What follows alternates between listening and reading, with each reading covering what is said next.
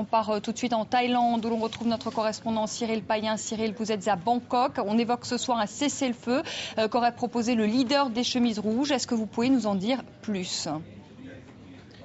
Mais difficilement parce que la rumeur se propage ici à Bangkok et c'est en fait un des proches assistants du Premier ministre Avici Vejjajiva, la bête noire des chemises rouges, qui affirme qu'un des membres des leaders des chemises rouges lui aurait téléphoné sur son téléphone portable pendant 5 minutes et au terme de cette discussion franche, il lui aurait demandé un cessez-le-feu. Pour autant, du côté des chemises rouges, il n'y a pas de confirmation. C'est déjà arrivé dans cette longue crise qu'il y ait des opérations de propagande de cette sorte qui ont été effectuées. Donc il n'y a pas de confirmation, pas de demande officielle de cessez-le-feu de la part des chemises rouges. Mais c'est vrai qu'il pourrait y avoir une main tendue. Sur le terrain ici, il y a un peu moins de tension et de violence que par exemple la nuit dernière. En tout cas pour l'instant, il n'y a que quelques explosions éparses, quelques coups de feu, mais ce n'est pas le degré, l'intensité de violence de la nuit dernière par exemple.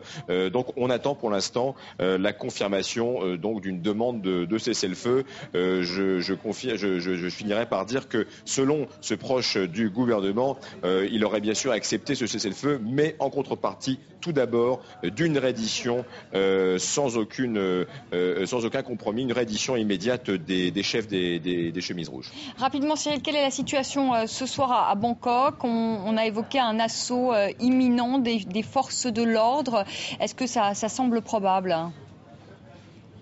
Écoutez, c'est en suspens parce qu'effectivement, il y avait un nouvel ultimatum qui courait, qui a expiré dans l'après-midi. Alors le gouvernement dit aujourd'hui qu'il donne un peu plus de temps aux milliers de chemises rouges pour partir de cette zone rouge où ils sont retranchés depuis 6 semaines. Donc on est un peu entre deux zones. On ne sait pas ce qui va se passer dans les prochaines heures. Mais c'est vrai que, en tout cas, dans le camp des chemises rouges, on s'attend à un assaut final des forces de sécurité qui ont un peu plus avancé ce soir vers leur barricade. Donc un assaut qui pourrait intervenir de toute façon dans les prochaines heures. C'est ce qu'on dit en tout cas dans le camp des Rouges. Merci beaucoup Cyril Payen, le correspondant de France 24 à Bangkok.